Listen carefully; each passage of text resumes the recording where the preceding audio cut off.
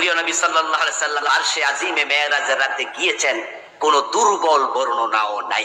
আপনারা কি কোরআন, তাফসির, হাদিসের দলিল মানবেন, নাকি এইরকম আবাল মার্কা চরম পর্যায়ের মূর্খ মৌলবীর কথা মানবেন?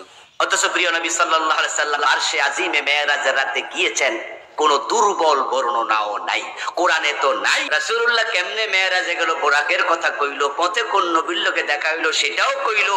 তারপরে প্রথম আকাশে কি হলো, দ্বিতীয় আকাশে কি হলো, তৃতীয় আকাশে কি হলো, যাওয়ার পথে নবী মূসাকে কবরে কি অবস্থায় দেখলো সেটা বললো, আসমানে নবী ঈসা কি করে, ইব্রাহিম কি করে সব কইলো, জান্নাত দেখলো, জাহান্নাম দেখলো, সব কইলো। আর আল্লাহর লোকে দেখা হইছে, আল্লাহর আরশে গেছে, আসলটাই বুঝিবাদ দিছে।